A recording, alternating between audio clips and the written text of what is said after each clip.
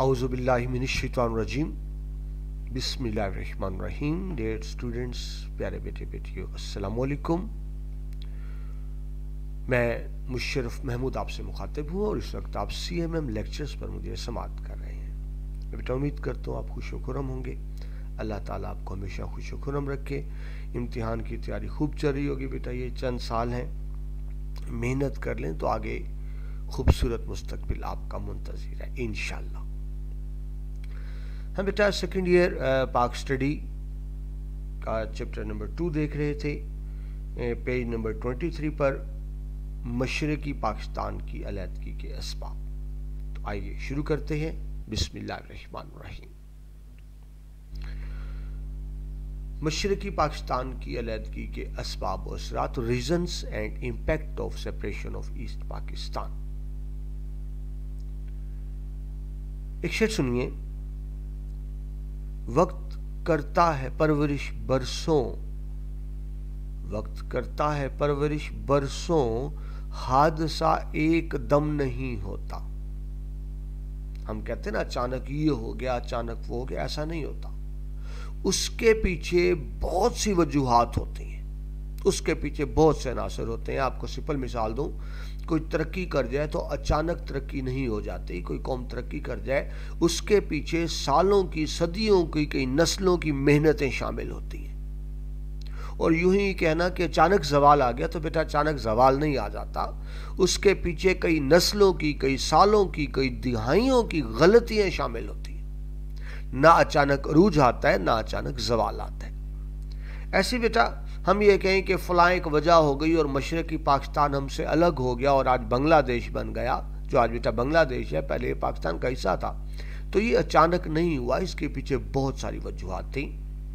हमें समझना होगा कि वो क्या वजूहात थी कि हमारा एक बाजू हमसे कट के अलग हो गया। हमने बेटा वजूहात क्यों समझनी होगी? एक तो इसलिए ताकि हमें पता चले पाकिस्तान की तारीख क्या है, और दूसरा इसलिए हम जान सके हमसे क्या गलतियां हुई, हम जान सके हमसे क्या गलतियां हुई, ताकि वो गलतियां दोबारा ना हो। अगर वही गलतियां दोबारा दोहराई गई तो बेटा फिर पाकिस्तान की जो मौजूदा पाकिस्तान है, इसकी सालमियत को भी खतरा है। तो यानी हमने सिर्फ मशरक़ी पाकिस्तान की अलहदगी के असबाब नहीं देखने, वो वजूहात देखनी है जिनकी बुनियाद पर कौमें टूटती हैं, जिनकी बुनियाद पर अलहदगी होती है, ताकि हम उन वजूहात से बच सकें, यानी माजी से सबक हासिल कर सकें। एक बेटा बात याद रखिए, हम तारीख क्यों पढ़ते हैं? हम तारीख इसलिए पढ़ते हैं कि माजी को जान सकें, माजी की गलतियों से सबक सीख सकें। लेकिन किसी सियाने ने क्या खूब कहा है कि तारीख का सबसे बड़ा सबक यही है कि हमने आज तक तारीख से सबक नहीं सीखा। बदकिस्मती से वही गलती हम दोबारा कर रहे हैं जो हमने मशरक़ी पाकिस्तान में की थी। तो इसलिए समझना जरूरी है कि मशरक़ी पाकिस्तान अलग क्यों हुआ। ठीक है बेटा, इस इब्तदाई तमहीद के बाद आपकी बुक की तरफ आते हैं, क्योंकि बहरहाल आपका कंसेप्ट तो क्लियर होना चाहिए, लेकिन इम्तहान में जो आपको सवाल आने हैं वो आपकी किताब में से ही आने हैं। पेज नंबर 23 का स्टार्ट, पहली लाइन, पाकिस्तान में पहले आम इंतखाबात 1970 में हुए। अभी बेटा इस बात को समझे, हम इस पाकिस्तान की अलहदगी के असबाब देख रहे हैं।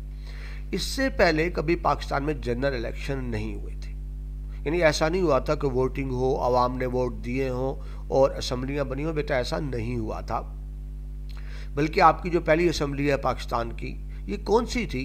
ये वो असम्बली है जो अंग्रेज़ों ने इलेक्शन करवाए थे 1945-46 में। तो 1945-46 के इलेक्शंस में वो लोग जो पाकिस्तान के हलकों से कामयाब हुए, उसी को ही पाकिस्तान की असम्बली करार दे दिया गया, नए इलेक्शन नहीं हुए। उसके बाद बेटा अयूब खान ने भी सदारत का इलेक्शन लड़ा था, लेकिन वो भी आवाम ने वोट नहीं दिए थे। वो BD सिस्टम उन्होंने इंट्रोड्यूस करवाया था, बुनियादी जमहूरियत, यानी काउंसलर्स आप समझ लें। वो काउंसलर्स के इलेक्शन हुए थे और फिर उन काउंसलर्स ने सदर को मुंतखब किया था, यानी पार्लियामेंट के इलेक्शन इससे पहले कभी नहीं हुए। पहले इलेक्शन 1970 में कराए, और किसने कराए? जनरल याहिया खान ने कराए। जब बेटा अयूब खान की 10 साल हुकूमत ख़त्म हुई, यानी अवाम के एहतजाज के रिजल्ट में उनको रिज़ाइन करना पड़ा, تو جاتے جاتے حکومت جنرل یحییٰ خان کو دے گئے۔ جنرل یحییٰ خان نے آ کر مارشل لا لگا دیا، جو آرمی چیف بھی تھے، اور آئین بھی توڑ دیا 1962 کا، اور ایک عارضی آئین بنایا جس کو LFO کہتے ہیں، لیگل فریم ورک آرڈر کہتے ہیں۔ تو یحییٰ خان نے مارشل لا لگانے کے بعد LFO نافذ کیا، اور اس LFO کے تحت پاکستان میں پہلی مرتبہ جنرل الیکشن کروائے گئے 1970 میں۔ ٹھیک ہے، میں نے آپ کو پوری تفصیل بتا دی تاکہ یہ اکثر بچے کنفیوز ہوتے ہیں کہ پاکستان تو 1947 میں بنا ہوا ہے اور یہاں لکھا ہوا ہے کہ پہلے الیکشن 1970 میں ہوئے۔ تو یہ بیٹا ہسٹری آپ کو پتا ہو کہ یہ کس سینس میں لکھا ہوا ہے کہ الیکشن 1970 میں ہوئے۔ ٹھیک ہے جی، کیونکہ باقاعدہ پہلے عوامی انتخابات یہ حقیقت ہے کہ 1970 میں ہی ہوئے تھے۔ کہا جاتا ہے بیٹا پاکستان میں بہت سے الیکشن ہوئے جو پاکستان کی تاریخ کے سب سے فیئر الیکشن ہیں، یعنی جس میں کسی بھی سیاسی جماعت نے دھاندلی کا الزام نہیں لگایا، وہ یہی 1970 کے الیکشن تھے۔ اس الیکشن میں آپ جانتے ہیں بیٹا اس وقت بنگلہ دیش نہیں بنا تھا، وہ ہمارے ساتھ تھا، ایسٹ پاکستان تھا، موجودہ بنگلہ دیش ایسٹ پاکستان تھا، اور ہم جس پاکستان میں رہ رہے ہیں یہ ویسٹ پاکستان تھا، مغربی پاکستان تھا۔ تو ان الیکشن کے نتیجے میں یعنی موجودہ پاکستان مغربی پاکستان سے پاکستان پیپلز پارٹی جیتی، جس کے رہنما ذوالفقار علی بھٹو تھے۔ ایسٹ پاکستان سے عوامی لیگ کامیاب ہوئی، جس کے رہنما شیخ مجیب الرحمان تھے۔ یعنی آپ یوں سمجھے مغربی پاکستان سے ذوالفقار علی بھٹو جیتے، ان کی پارٹی جیتی، اور مشرقی پاکستان سے عوامی لیگ یعنی شیخ مجیب الرحمان کی پارٹی جیتی۔ اب یہ بڑی انٹرسٹنگ بات تھی کہ مجیب الرحمان مشرقی پاکستان سے تو جیت گئے، لیکن مغربی پاکستان سے ان کو ایک بھی سیٹ نہیں ملی۔ بالکل ایسے ہی ذوالفقار علی بھٹو مغربی پاکستان سے تو جیت گئے، لیکن مشرقی پاکستان سے ان کو ایک بھی سیٹ نہیں ملی۔ بیٹا یہ الگ الگ علاقے تھے، مغربی پاکستان مشرقی پاکستان، درمیان میں بھارت تھا تقریباً 1000 کلومیٹر، یعنی پاکستان ایک ایسا ملک تھا جو الگ الگ دو حصوں پر مشتمل تھا۔ ٹھیک ہے جی، تو یہ بات بنی کہ دونوں پارٹیاں جیتیں، لیکن مجموعی طور پر جمہوریت کا بیٹا اصول کیا ہوتا ہے؟ میجورٹی کو دیکھا جاتا ہے، جس کی سیٹیں زیادہ ہوں اس کو حکومت بنانے کا موقع دیا جاتا ہے۔ تو اوورآل بیٹا مجیب الرحمان کے پاس سیٹیں زیادہ تھیں، یعنی مغربی پاکستان سے ذوالفقار علی بھٹو بھی جیتے تھے، لیکن ان کے پاس سیٹیں کم تھیں، یعنی اگر مجموعی سیٹ سے دیکھا جائے تو اوورآل میجورٹی کس نے حاصل کی؟ شیخ مجیب الرحمان نے، ان کے پاس نشست زیادہ تھی۔ اور جمہوریت کا بڑا سمپل سا اصول ہے کہ جس کی اکثریت ہوتی ہے وہ حکومت بناتا ہے۔ تو اکثریت تو شیخ مجیب الرحمان کی تھی، اکثریت عوامی لیگ کی تھی، ان کا آئینی قانونی حق تھا کہ ان کو حکومت بنانے دیا جاتا، لیکن ان کو حکومت بنانے نہیں دیا گیا۔ رزلٹ کیا نکلا؟ ان کے ذہن میں بغاوت آئی اور وہ ہم سے الگ ہو گئے، آدھا ملک کٹ کے الگ بنگلہ دیش بن گیا۔ اگر شیخ مجیب الرحمان کو ان کے مینڈیٹ کا احترام کیا جاتا کہ ان کے پاس میجورٹی تھی، ان کو حکومت بنانے دی جاتی، تو پاکستان کبھی بھی دو ٹکڑے نہ ہوتا۔ ٹھیک ہے، یہ تو بیٹا میں نے آپ کو اوورآل بتایا۔ اب آپ بک کی طرف واپس آئیں کہ کیا لکھا ہوا ہے آپ کی کتاب میں۔ تو نیکسٹ پوائنٹ دیکھیے، اقتدار کی ہوس۔ کس اقتدار کی بیٹا؟ یہ یحییٰ خان کی بات ہو رہی ہے۔ یحییٰ خان جو آرمی چیف بھی تھے اور چیف مارشل ایڈمنسٹریٹر بھی تھے، وہ ہر شکل اقتدار سے چپکے رہنا چاہتے تھے، وہ اقتدار سے الگ نہیں ہونا چاہتے تھے۔ تو جو ان کی اقتدار کی ہوس تھی، یہ بھی ایک بنیادی وجہ بنی۔ اگر اقتدار کا لالچ نہ کرتے تو شاید ایسٹ پاکستان الگ نہ ہوتا۔ سیاستدانوں کی باہمی عداوتیں۔ ہونا تو بیٹا یہ چاہیے کہ تمام سیاستدان مل کے ملک کی ترقی کے لیے کام کریں، لیکن ایسا نہیں ہوا۔ خاص طور پر اس طرح بھی میں نے آپ کو بتایا کہ ویسٹ پاکستان کے سب سے بڑے سیاستدان اور سب سے بڑی پارٹی ذوالفقار علی بھٹو تھے، اور ایسے ہی ایسٹ پاکستان میں شیخ مجیب الرحمان تھے، اور دونوں میں شدید اختلافات تھے۔ شیخ مجیب الرحمان نے مغربی پاکستان یہاں آنے سے انکار کر دیا، اور ذوالفقار علی بھٹو نے مشرقی پاکستان جانے سے انکار کر دیا۔ تو جب بیٹا فاصلے ایک حد تک بڑھ جائیں، بہت زیادہ بڑھ جائیں، یعنی ملک ایک ہی ہے وہاں کے لیڈر یہاں نہیں آ رہے، یہاں کے لیڈر وہاں نہیں جا رہے، تو پھر رزلٹ علیحدگی ہی ہوتا ہے۔ تو یہ سیاستدانوں کی عداوتیں، دشمنیاں بھی رنگ لائیں۔ آگے بھی تو وہی بات جو میں نے آپ کو پہلے کی، جنرل یحییٰ خان کی اقتدار سے چپٹے رہنے کی خواہش۔ اس نے کیا کیا؟ مشرقی پاکستان کے لوگوں میں احساس محرومی کو ہوا دیا۔ بیٹا مشرقی پاکستان کے لوگ، جن کو ہم عام طور پہ بنگالی کہتے ہیں، ان کے اندر یہ احساس تھا کہ میں برابر کا شہری نہیں سمجھا جاتا، ہمیں کم تر سمجھا جاتا ہے۔ اب سمپل مثال ہے نا، ایک گھر ہے بیٹا، باپ ہے، دو بیٹے ہیں، اور ایک بیٹا باپ کا زیادہ لاڈلا ہو، باپ اس کا زیادہ خیال رکھتا ہو، اس کو زیادہ اچھی چیزیں لے کے دیتا ہو، زیادہ اچھی خوراک دیتا ہو، دوسرے پہ توجہ کم ہو، برابر توجہ نہ ہو، تو جس پر توجہ نہیں ہوگی، کیا اس کے ذہن میں احساس محرومی نہیں آئے گا؟ کیا اس کے ذہن میں الگ ہونے کی خواہش نہیں آئے گی؟ بالکل آئے گی۔ تو بیٹا کچھ رویے بھی ہوتے ہیں، یہ حقیقت ہے بیٹا، ہمیں مان لینا چاہیے کہ مغربی پاکستان کے لوگ انہیں اپنے سے کم تر سمجھتے تھے، بنگالیوں کو انہیں اپنے برابر کا نہیں سمجھتے تھے، اور یہ شدت سے احساس تھا بنگالیوں کو کہ مغربی پاکستان کے لوگ ہمیں اپنے برابر ہم پلہ نہیں سمجھتے۔ بڑی سیدھی سی بات، الیکشن ہوتے ہیں، الیکشن میں عوامی لیگ جیت جاتی ہے تو حکومت بنانا ان کا حق تھا، مگر آپ کو ایمانداری کی بات بتاؤں، مغربی پاکستان کی کوئی بھی جماعت یہ نہیں چاہتی تھی کہ مجیب الرحمان ہمارے اوپر حکومت کریں، بنگالی ہمارے اوپر حکومت کریں۔ تو یہ بیٹا وہ رویے تھے جس سے ان کے اندر احساس محرومی پیدا ہوا، اور بہت زیادہ ہوا، اور پھر اس کا لازمی نتیجہ یہی نکلنا تھا جو نکلا کہ ہمارا آدھا ملک ہم سے کٹ کے الگ ہو گیا۔ ٹھیک ہے جی، تو وہ احساس محرومی پروان بڑھتا چلا گیا۔ اب ہونا تو یہ چاہیے تھا کہ اگر ان میں احساس محرومی پیدا ہوا تھا تو ہم ان کے احساس محرومی کو ختم کرتے، لیکن ایسا نہیں کیا گیا، ان پہ سختی کی گئی۔ یعنی ایک تو پہلے ہی ان کے اندر احساس محرومی ہے، اس کا مداوع کرنے کی بجائے، زخموں پر مرہم رکھنے کی بجائے، جب انہوں نے احتجاج کیے تو وہ فوج بھیج دی گئی، اور فوج نے بہت زیادہ سختی کی ان کے اوپر، انتظامیہ نے بہت زیادہ سختی کی، تو ان کے اندر نفرتیں اور بڑھی۔ ٹھیک ہے جی، رزلٹ کیا نکلا کہ دسمبر، آپ کے کتاب میں لکھا ہوا ہے، ڈیٹ تھی ویسے 16 دسمبر 1971 کو ایسٹ پاکستان ہم سے کٹ کے الگ ہو گیا، ہمارا ایک بازو الگ ہو گیا، اور وہ بنگلہ دیش کے نام سے ایک نیا ملک وجود میں آ گیا۔ ٹھیک ہے بیٹا، ہم آپ کی بک سے بھی ریڈنگ کر رہے ہیں، اور ساتھ ساتھ میں کوشش کر رہا ہوں کہ آپ کو ساتھ ساتھ ایکسپلین بھی کرتا جاؤں، اور بیٹا جو میں پوائنٹ ایکسپلین کر رہا ہوں وہ ساتھ ساتھ ہائی لائٹڈ بھی کر رہا ہوں جی۔ یہ تو بیٹا ایک جنرل پریویو ہو گیا، اب ذرا ڈیٹیل میں چلتے ہیں آگے۔ ہوا بیٹا یہ تھا کہ جس دن سے پاکستان قائم ہوا، پاکستان کو مشکلات کا سامنا تھا۔ ہم نے برے صغیر پاک و ہند میں آزادی حاصل کی، اور یہ حقیقت ہے بیٹا کہ بھارت نے کبھی بھی پاکستان کو دل سے تسلیم نہیں کیا۔ بھارت کی ہمیشہ یہ کوشش رہی کہ پاکستان کو نقصان پہنچایا جائے، پاکستان کو ختم کرنے کے در پائے تھے وہ تو اپنے بقول۔ اس کے لیے سب سے پہلے کیا کیا؟ پاکستان کے حصے کی رقم روک لی، پاکستان کے حصے کا فوجی اسلحہ روک لیا، پھر یہ کیا پاکستان کے حصے کا پانی روک لیا، پھر مسئلہ کشمیر کھڑا کر دیا، اور پھر جب انہوں نے دیکھا کہ مشرقی پاکستان کے لوگوں میں احساس محرومی ہے تو بھارتی حکومت اور بھارتی میڈیا نے اس کو ہوا دی، اور بھارت کی ملی بھگت شامل تھی جو ایسٹ پاکستان الگ ہوا۔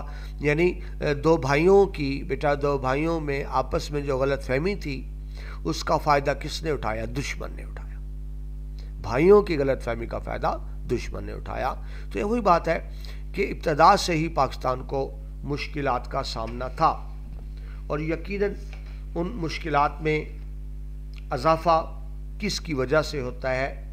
بھارت کی وجہ سے ہوتا ہے۔ تو آگے دیکھیے،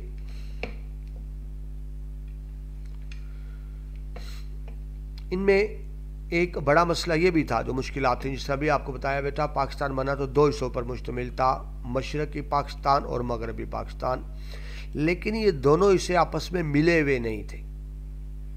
یعنی مغربی پاکستان تھا، درمیان میں بھارت تھا، اور اس کے بعد آگے مشرقی پاکستان تھا، درمیان میں 1000 کلومیٹر کا ٹکڑا بھارت کا تھا۔ یعنی دو علاقے آپس میں کنیکٹڈ نہیں تھے، زمینی رابطہ نہیں تھا۔ رابطہ صرف فضائی رابطہ تھا ہوائی جہاز کے ذریعے، اور بھارت جب روک دیتا کہ ہماری فضا سے جہاز نہیں گزر سکتے تو اس کا ایک ہی مطلب ہوتا کہ ایک ہی ملک کے دو حصوں میں رابطہ کٹ جاتا، کیونکہ جہاز نے بھارت سے ہو کے پاکستان سے ایسٹ پاکستان جانے کے لیے جہاز کا سفر استعمال ہوتا تھا۔ اگر بھارت کے علاوہ کوئی اور راستہ اختیار کیا جاتا تو بہت لمبا پڑتا تھا اور اس پہ اخراجات بہت زیادہ ہوتے تھے، تو تقریباً وہ ناممکن تھا۔ تو ایک بہت بڑا ایشو تھا کہ ملک ایک ہی تھا، لیکن اس ایک ملک کے دو حصوں کے درمیان مؤثر رابطہ، مؤثر زمینی رابطہ نہیں تھا۔ ٹھیک ہے جی، نیکسٹ پوائنٹ پر چلیں۔ دوسرا مسئلہ ایک اور ہوا جو ہم لاسٹ لیکچر میں بھی ڈسکس کر چکے ہیں، اگر آپ نے سنا ہو ورنہ بیٹا سن لیجئے گا، کیونکہ بیٹا دیکھیے جب آپ ہسٹری پڑھتے ہیں نا تو تاریخ میں چیزیں ترتیب کے ساتھ ہوتی ہیں، واقعات جڑے ہوتے ہیں ایک دوسرے سے۔ تو آج ہم جو لیکچر پڑھ رہے ہیں یہ پچھلے لیکچر سے جڑا ہوا ہے، وہ اگر آپ نے سنا ہے تو آپ کو بات زیادہ اچھی سمجھ آئے گی جی۔ دوسرا مسئلہ یہ ہوا بیٹا کہ اب ملک کے دو حصے ہیں، مشرقی پاکستان، مغربی پاکستان۔ رقبے کے لحاظ سے مغربی پاکستان بڑا ہے، ایریا مغربی پاکستان کا زیادہ ہے، یعنی موجودہ پاکستان، لیکن آبادی مشرقی پاکستان کی زیادہ ہے۔ تو ایک بیلنس آؤٹ ہو گیا نا، یعنی آبادی کے لحاظ سے مغربی پاکستان بڑا ہے، آبادی کے لحاظ سے مشرقی پاکستان بڑا ہے، رقبے کے لحاظ سے مغربی پاکستان بڑا ہے۔ ٹھیک ہے، تو ایک بات پھر یہ ہے کہ مغربی پاکستان کی آبادی کم تھی لیکن یہ صوبے چار تھے، پنجاب، سندھ، سرحد، بلوچستان، بیٹا جس کو آج آپ خیبر پختونخوا کہتے ہیں، پہلے اس کا نام صوبہ سرحد تھا۔ تو مغربی پاکستان کی آبادی کم ہے، صوبے چار ہیں۔ مشرقی پاکستان کی آبادی بیٹا زیادہ ہے، صوبہ ایک ہے۔ تو ایک یہ بھی پرابلم بن رہا تھا، ایک تو یہ ہے کہ زمینی فاصلہ تھا، دونوں جڑے ہوئے نہیں تھے، پھر جس حصے کی آبادی کم ہے اس کے صوبے زیادہ ہیں، اور جہاں آبادی زیادہ ہے وہاں صوبے کم ہیں۔ پھر ایک اور بات بھی تھی بیٹا کہ زبانیں بھی مختلف تھیں، وہ ان کی زبان بنگالی تھی اور ہماری زبان اردو تھی یہاں کی مغربی پاکستان کی، تو یہ بھی ایک ایشو تھا۔ اگرچہ بیٹا آئین میں اس مسئلے کو حل کر دیا گیا تھا، آپ کا جو پہلا آئین بنتا ہے 1956 میں اور دوسرا 1962 میں، اس میں لکھ دیا گیا تھا کہ پاکستان کی سرکاری زبانیں دونوں ہوں گی، اردو اور بنگالی۔ لیکن یہ بات کتابی حد تک تھی، عملاً یہ ہے آئین کے مطابق تو کہہ دیا گیا بنگالی قومی زبان ہوگی، لیکن بنگالی کی ترقی کے لیے اس طرح سے کام نہیں کیا گیا جس طرح سے اردو کے لیے کام کیا گیا۔ یعنی سمپل وہی بات کہ بنگالیوں سے بھی سوتیلوں والا سلوک ہوا اور بنگالی زبان سے بھی سوتیلوں والا سلوک ہوا۔ تو بیٹا شروع میں جو آپ کو میں نے شعر سنایا نا، وہ اچانک الگ نہیں ہو گئے، اس کے پیچھے بہت سی وجوہات ہیں جو میں آپ کو بتا رہا ہوں۔ نیکسٹ پوائنٹ پہ چلیں۔ اس کے علاوہ زندگی کے دیگر معاملات میں بھی دونوں حصوں کے رہنے والے کا نقطہ نظر مختلف تھا۔ یعنی زندگی کے بیٹا معاملات میں یعنی مغربی پاکستان کے لوگوں کی سوچ کچھ اور تھی، مشرقی پاکستان کے لوگوں کی سوچ کچھ اور تھی۔ تو دیکھیں زبان بھی نہیں مل رہی، سوچ بھی نہیں مل رہی، خیالات بھی نہیں مل رہے، زمینی رابطہ بھی نہیں ہے، اور ان کے اندر احساس محرومی بھی تھا جو آہستہ آہستہ بڑھتا چلا گیا۔ بجائے اس کے کہ ان کے احساس محرومی کا ازالہ کیا جاتا، ان پہ مزید سختی کی گئی۔ تو اب یہ دیکھیں، یہ کہہ دینا، یہ بیٹا آپ کو ڈیٹیل میں اس لیے بات کر رہے ہیں، یہ عام طور پہ کتابوں میں کہا جاتا ہے فلاں وجہ سے الگ ہو گیا، تو بیٹا کوئی ایک وجہ نہیں تھی، کوئی ایک وجہ نہیں تھی۔ جب کا پاکستان بنا مسلسل ایسے سلسلے ہوتے رہے، ایسے کام ہوتے رہے کہ فاصلے کم ہونے کی بجائے فاصلے بڑھتے چلے گئے۔ جب بیٹا دو بھائیوں میں فاصلے بڑھتے ہیں نا تو پھر کوشش کی جاتی ہے کہ فاصلے کم کیے جائیں، لیکن بدقسمتی سے ایسی کوئی کوشش نہیں کی گئی، اور ان کے اندر یہ شدت سے احساس تھا کہ ہمیں کم تر سمجھا جاتا ہے۔ ابھی بیٹا بتایا جب ایوب خان نے ریزائن کیا عوامی احتجاج کے نتیجے میں، تو ایوب خان کو چاہیے تو یہ تھا کہ الیکشن کراتے اور عوام کو حکومت دے کر جاتے، لیکن وہ جاتے جاتے پھر حکومت فوج کے حوالے کر گئے اور جنرل یحییٰ خان نے آ کے ملک میں دوسرا مارشل لا لگا دیا اور حکومت سنبھال لی اور آئین کو بھی توڑ دیا، اور ساتھ ہی اعلان کیا جنرل یحییٰ خان نے 69 میں جب حکومت سنبھالی کہ فوج کے کوئی سیاسی عزائم نہیں ہے، ہم سیاست کرنے نہیں آئے، فوج صرف ایک کام کے لیے آئی ہے کہ وہ الیکشن کروائیں گے اور جو پارٹی جیتی اس کو حکومت دے کر خود چلے جائیں گے۔ یعنی فوج نے بڑا کلیئر اعلان کیا کہ ہمارے سیاسی مقاصد نہیں ہے، الیکشن کرائیں گے۔ اور جس طرح بیٹا میں نے بھی آپ کو بتایا، یہ حقیقت ہے کہ وہ الیکشن واقعی فیئر تھے، اس میں کوئی جانبداری نہیں تھی، کسی کی سائیڈ نہیں لی گئی، کسی کی مخالفت نہیں کی گئی، بلکہ یہ کہا جاتا ہے کہ پوری پاکستان کی تاریخ کی جو سب سے ٹرانسپیرنٹ الیکشن ہے، جس پر کسی کو اعتراض نہیں تھا، وہ یہی الیکشن تھے جو فوج نے 1970 میں کرائے۔ یہ بیٹا کس دن ہوئے تھے؟ 7 دسمبر۔ ڈیٹس بیٹا بہت اہم ہوتی ہیں، ڈیٹس یاد رکھیا کیجئے کہ 7 دسمبر 1970 کو الیکشن کروائے، اور یہ بیٹا ہم پہلے ہی دیکھ چکے ہیں۔ جب الیکشن کا رزلٹ آتا ہے تو کیا رزلٹ آتا ہے؟ الیکشن کا رزلٹ یہ آتا ہے کہ مغربی پاکستان جو ہمارا ہے، یہاں سے پیپلز پارٹی جیت جاتی ہے، بھاری اکثریت حاصل کر لیتی ہے، ٹھیک ہے جی، لیکن پیپلز پارٹی کو مشرقی پاکستان سے ایک بھی سیٹ نہیں ملتی، اور ایسے بیٹا مشرقی پاکستان میں عوامی لیگ یعنی جس کے رہنما شیخ مجیب الرحمان تھے، وہ پارٹی اکثریت حاصل کر لیتی ہے، لیکن ان کو مغربی پاکستان سے ایک سیٹ بھی نہیں ملتی۔ یعنی آپ بدقسمتی بیٹا ایک بہت بڑی یہ ہوئی، آپ یہ سمجھیں کہ دونوں علاقائی پارٹیاں بن گئیں، دونوں علاقائی پارٹیاں بن گئیں، یعنی پیپل پارٹی بن گئی مغربی پاکستان کی جماعت اور عوامی لیگ بن گئی مشرقی پاکستان کی جماعت۔ اور بیٹا پچھلے الیکشن میں پڑھ چکے ہیں اور آپ جانتے ہیں کہ یہ جمہوریت کے لیے بڑی خطرناک بات ہوتی ہے۔ جمہوریت کے ضروری ہوتا ہے کہ قومی جماعتیں ہوں، یعنی ایسی جماعتیں ہوں جن کو پورے ملک سے ووٹ ملے، ایسی جماعت جس کو صرف ایک علاقے سے ووٹ ملے اور ایک علاقے سے ووٹ نہ ملے، اس کو بیٹا علاقائی جماعت کہتے ہیں۔ لیکن اس 70 کے الیکشن میں رزلٹ یہی سامنے آیا کہ پیپلز پارٹی بھی علاقائی جماعت کے طور پر سامنے آئی مغربی پاکستان کے، اور عوامی لیگ بھی علاقائی جماعت کے طور پر ہی سامنے آئی مشرقی پاکستان کے۔ لیکن پھر وہی بات کہ جمہوریت کا اصول یہ ہوتا ہے کہ الیکشن میں سیدھی باتیں سیٹیں گنی جاتی ہیں، جس پارٹی کے پاس سیٹیں زیادہ ہوں اس کو حکومت بنانے کی دعوت دی جاتی ہے۔ تو اس سیدھے سے اصول کے تحت دیکھا جائے تو زیادہ سیٹیں تو شیخ مجیب الرحمان کے پاس تھیں، حق تھا کہ ان کو دعوت دی جاتی حکومت بنانے کی، لیکن ایسا نہیں ہو سکا۔ اس میں جہاں تو مغربی پاکستان کے سیاستدان نہیں چاہتے تھے کہ وہ حکومت بنائیں، اور دوسری بیٹا آپ نے پڑھا کہ جنرل یحییٰ خان کی بھی خواہش تھی کہ ہر شکل اقتدار کے ساتھ چمٹے رہیں۔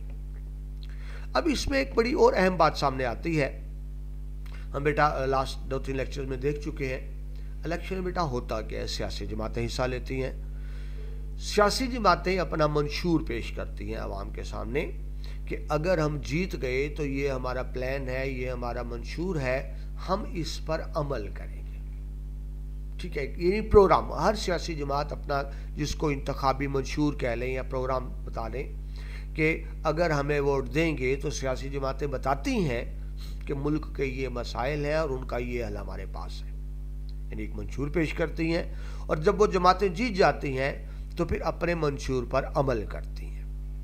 عوام دیکھتے ہیں کہ اگر انہوں نے اپنے منشور پہ عمل کیا ہو تو ان کو دوبارہ ووٹ ملتے ہیں اگلے الیکشن میں، ورنہ نہیں ملتے۔ تو ایسی بیٹا جب 1970 کا الیکشن ہوا تھا تو عوامی لیگ جو ایسٹ پاکستان کی جماعت تھی، انہوں نے بھی اپنا ایک منشور پیش کیا تھا، اور وہ منشور 6 نکات پہ مشتمل تھا، 6 پوائنٹ، یعنی انہوں نے کہا تھا کہ اگر ہم الیکشن جیت گئے تو ان 6 پوائنٹس پر عمل کرائیں گے حکومت بنانے کے بعد۔ اب وہ 6 نکات جو پیش کیے تھے اس کی مغربی پاکستان میں بڑی مخالفت ہو رہی تھی، یعنی مغربی پاکستان کی تمام سیاسی جماعتیں. یہاں بیٹا دیکھیں صرف یہ کہہ دینا کہ ایک رائے ہے کہ ذوالفقار علی بھٹو نے پاکستان توڑ دیا، تو میرے خیال میں یہ بھی مناسب رائے نہیں ہے. بہت سی وجوہات تھیں. پاکستان پیپلز پارٹی کے چیئرمین ذوالفقار علی بھٹو نے بھی وہ 6 نکات ماننے سے انکار کر دیا. جنرل یحییٰ خان نے بھی وہ 6 نکات ماننے سے انکار کر دیا تھا. اور بلکہ حقیقت تو یہ ہے کہ مغربی پاکستان کی جتنی بھی سیاسی جماعتیں ہیں ان میں سے کسی کو بھی وہ 6 نکات قبول نہیں تھے.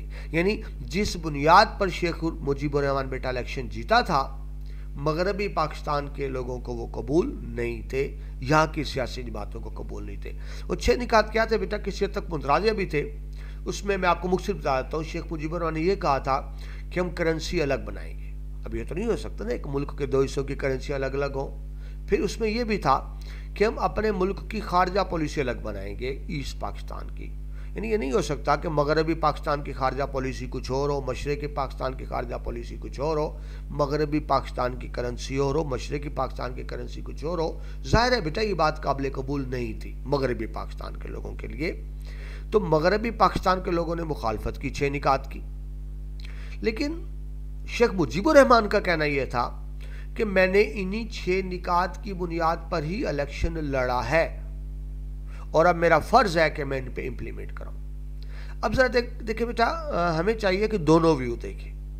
اب مغربی پاکستان کا ویو کیا تھا؟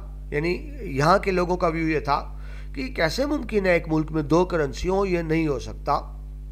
اگر شیخ مجیب الرحمان کو حکومت دے دی تو وہ کام خراب ہو جائے گا. یہ ہمارا ویو تھا.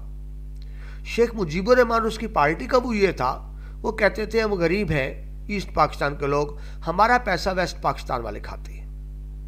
یعنی یہ شیخ مجیب الرحمان کا ویو تھا. میں نہیں کہہ رہا درست ہے غلط تھا. شیخ مجیب الرحمان یہ وہ لے کے آئے کہ ایسٹ پاکستان کا پیسہ مغربی پاکستان میں لگتا ہے. اگر ایسٹ پاکستان کی کرنسی الگ ہو اور ویسٹ پاکستان کی کرنسی الگ ہو تو پھر ہمارا پیسہ ہمارے اوپر لگے گا، ہمارا پیسہ مغربی پاکستان پہ نہیں لگے گا. یہ ویو کس کا تھا؟ شیخ مجیب الرحمان کا. اچھا ایک اور بات بھی سمجھیں. یہ بیٹا ایوب خان کا دور وہ تھا جب اسلام آباد بن رہا تھا. آپ کو پتہ ہے پہلے تو کراچی کیپٹل تھا، پھر اسلام آباد بنا. تو اب پاکستان بہرحال غریب ملک تھا اور ایک نیا شہر آباد کرنا، اور شہر بھی ایسا جو ملک کیپٹل ہو، تو اس کے لیے بہت زیادہ رقم چاہیے ہوتی ہے. تو ایسٹ پاکستان بیٹا وہ غریب علاقہ تھا. وہاں ایک فصل کاشت ہوتی تھی پٹسن، جس کے ٹاٹ وغیرہ نہیں بنتے، ٹاٹ بوریوں سے پٹسن کہتے ہیں. تو بڑا مشہور فکرہ ہے مجیب الرحمان کا. ایک دو ویسٹ پاکستان آئے تو جب انہوں نے اسلام آباد کو بنتے دیکھا تو انہوں نے بات کہی کہ اچھا ہمیں اب پتہ چلا کہ ہمارا پٹسن کہاں جاتا ہے. بات سمجھ رہے ہیں؟ ہمیں اب پتہ چلا کہ ہمارا پٹسن کہاں جاتا ہے. یعنی انہوں نے اظہار کیا کہ مشرقی پاکستان کے پیسے سے مغربی پاکستان میں ترقی کر رہی ہے، ہمارا پیسہ ہماری عوام کے کام نہیں آ رہا، مغربی پاکستان کی عوام کے کام آ رہا ہے. بات سمجھے؟ تو اس لیے انہوں نے مطالبہ کیا کہ مغربی پاکستان کی کرنسی الگ ہو، مشرقی پاکستان کی الگ ہو. اب یہ بات ہمارے لیے قابل قبول نہیں تھی کہ ایک ملک میں 2 کرنسیاں کیوں ہوں. اور شیخ مجیب الرحمان نے ایسا مطالبہ کیوں کیا؟ میں نے آپ کو بیٹا وہ وجہ بھی بتا دی.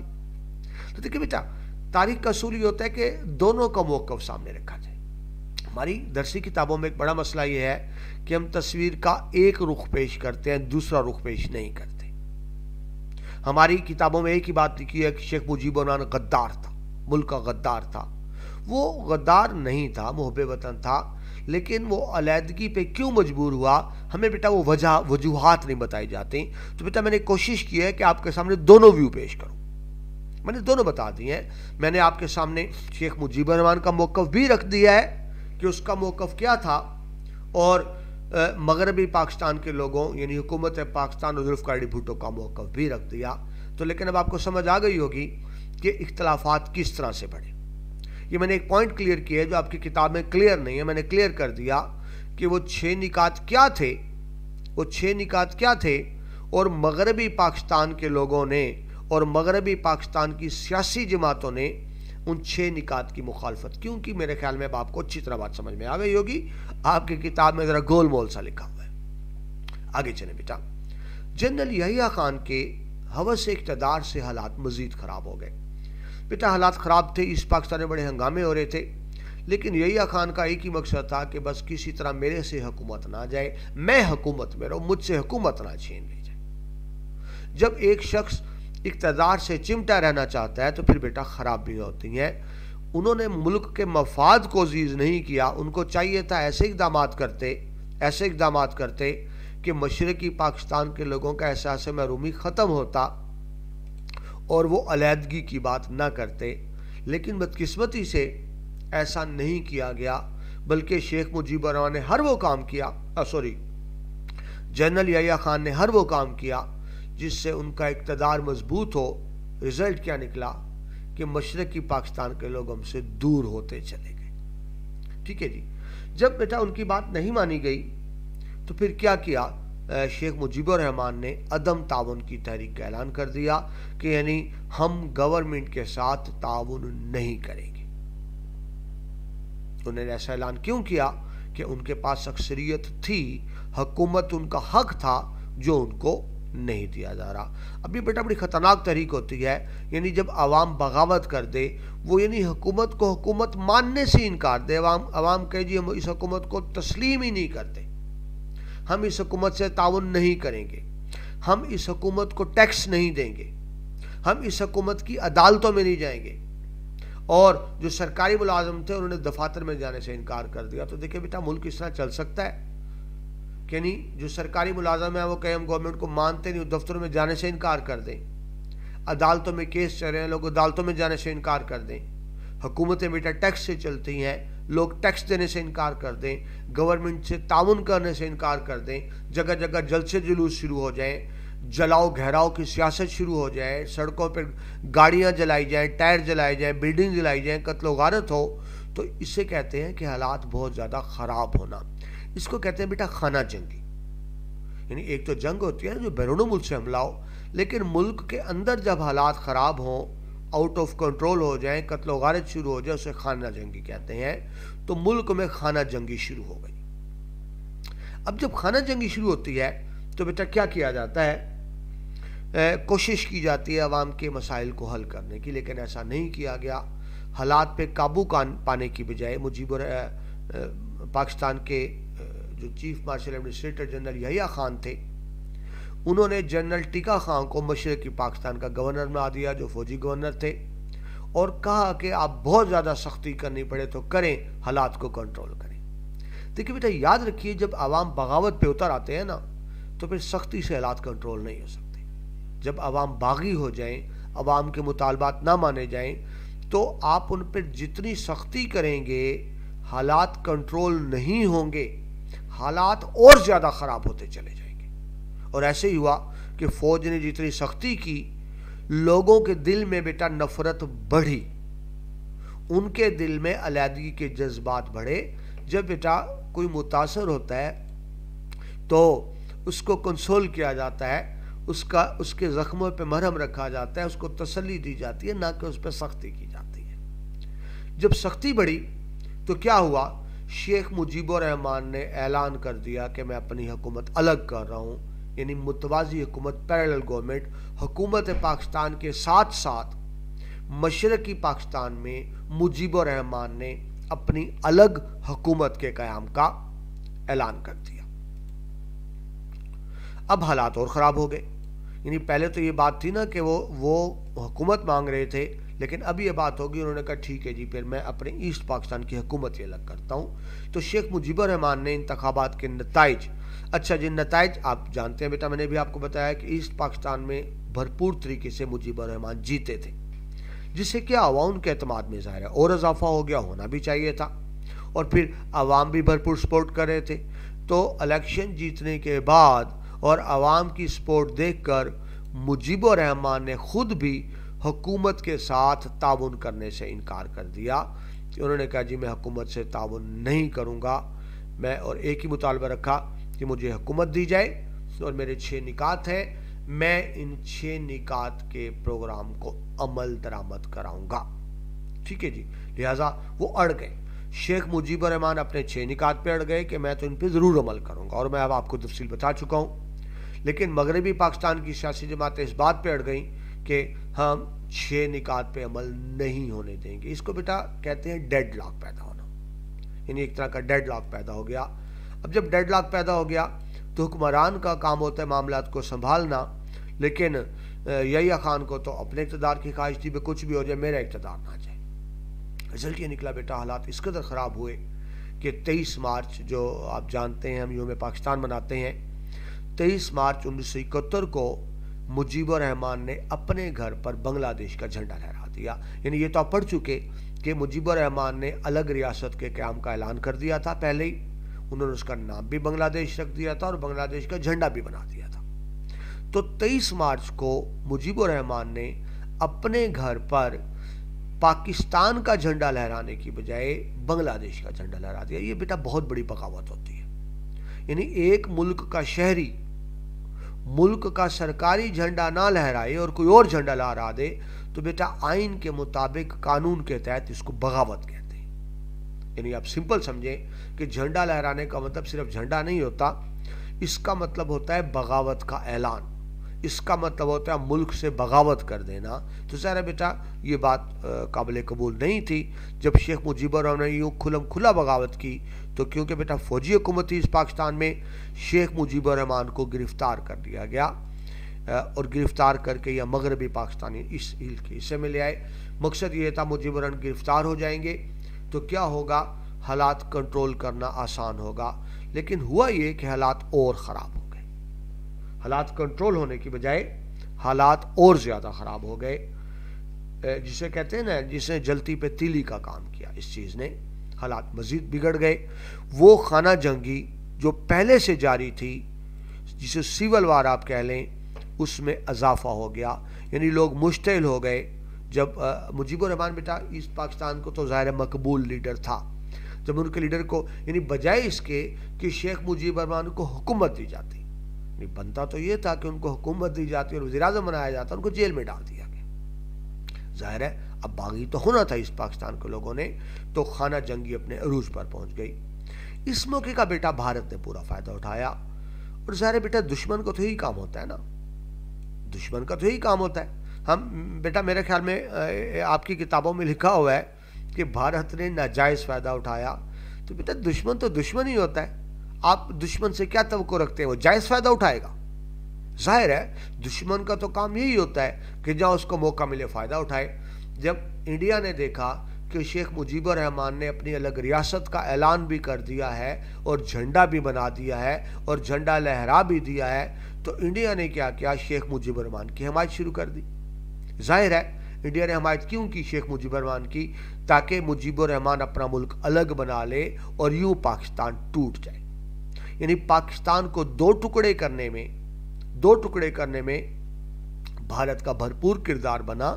اس طرح سے بنا کہ انہوں نے مجیب الرحمان اپنے ملک کو الگ کرنا چاہتے تھے، پاکستان کو توڑنا چاہتے تھے اس صورتحال میں، کیونکہ ان کو حکومت نہیں ملی تھی اور ان کو بھارت کی مکمل سپورٹ حاصل تھی. اگر بھارت کی مدد نہ ہوتی تو مجیب الرحمان اپنے طور پہ یہ سب کچھ نہیں کر سکتے تھے.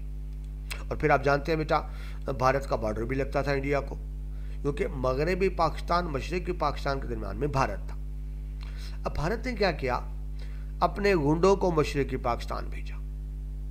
گنڈے کیا مطلب، یعنی وہ لوگ جو ماہر ہوتے ہیں دنگا فساد کرنے کے، فسادات پھیلانے کے، جلاؤ گھیراؤ کرنے کے، احتجاج کرنے کے، توڑ پھوڑ کرنے کے، یہ ہوتے ہیں نا بیٹا جلسوں میں ایسے لوگ، ان کو بھیجا جنہوں نے مفتی بہانی کے ساتھ مل کر پاکستانی فوجیوں اور عوام کو قتل و غارت شروع کر دی.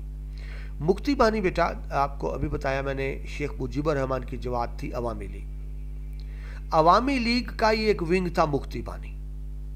آپ یوں سمجھیں جس طرح پاکستان کی سیاسی پیپلز پارٹی ہے اور ان کا ایک اسٹوڈنٹ ونگ ہے P S F, Peoples Student Federation, ایسے ہی مسلم لیگ کا اسٹوڈنٹ ونگ ہے M S F, Muslim Student federation.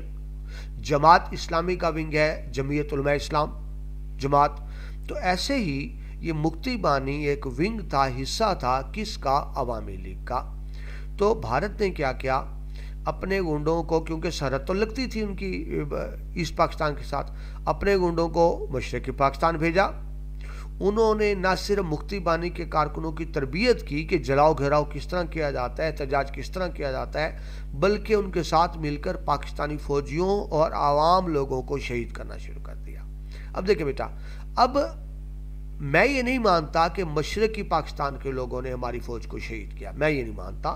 وہ بیٹا بھارتی گنڈے تھے، وہ بھارتی گنڈے تھے جو گھس آئے تھے.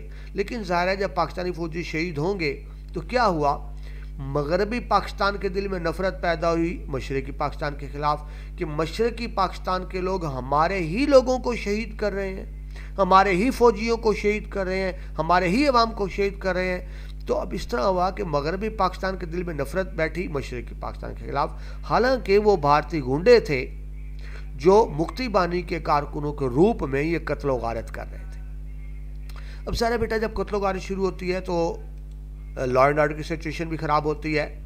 تو ہزاروں کی تعداد میں بنگالیوں نے یعنی ایسٹ پاکستان کے لوگوں نے ہجرت شروع کر دی بھارت کی طرف. جب بیٹا ایک ملک میں حالات خراب ہوتے ہیں تو کیا ہوتا ہے، ہجرت شروع ہو جاتی ہے. تو بہت سے لوگوں نے بھارت کی طرف ہجرت کی اور اس کا ہندوستان نے فائدہ اٹھایا کہ ہم پہ پریشر بڑھ رہا ہے اور لوگ ہجرت کر کے ہماری طرف آ رہے ہیں. اس کا فائدہ اٹھاتے ہوئے ہندوستان کی فوج نے ایسٹ پاکستان پر حملہ کر دیا. بات کو سمجھیں کہ کیونکہ لوگ ہجرت کر کے ہماری طرف آ رہے ہیں، ہمارا حق بنتا ہے. اس میں بیٹا کوئی بات بھی سمجھے، آپ کی کتاب میں آدھی بات لکھی ہوئی ہے کہ حملہ کر دیا بھارت کی فوج نے. اس کی بیٹا اصل وجہ یہ بھی تھی کہ خود شیخ مجیب الرحمان نے اپیل کی تھی انڈیا سے. ایسٹ پاکستان کے لیڈر کون تھے؟ مجیب الرحمان. مجیب الرحمان نے اپنے الگ ملک کے قیام کا اعلان کر دیا تھا کہ میں نے بنگلہ دیش بنا لیا، انہوں نے ڈکلیئر کر دیا تھا اپنا ملک، اور بھارت نے اس کو تسلیم کر لیا تھا. اب بات کو سمجھیں، مجیب الرحمان نے اپنے طور پہ الگ وطن بنایا ہوا ہے اور بھارت نے الگ وطن کو تسلیم کر لیا. یعنی بھارت کے مطابق بنگلہ دیش بن چکا تھا جس کے سربراہ مجیب الرحمان تھے. اور پھر مجیب الرحمان نے بھارت سے مدد کی درخواست کی.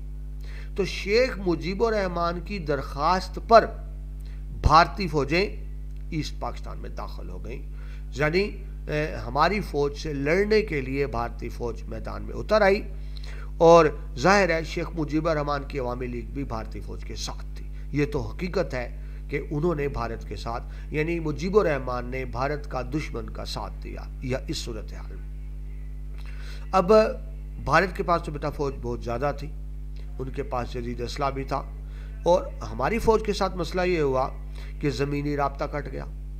یعنی جو پاکستان کی فوج اس پاکستان میں پھنسی ہوئی تھی تو کیا ہوا، ان کا رابطہ کٹ چکا تھا.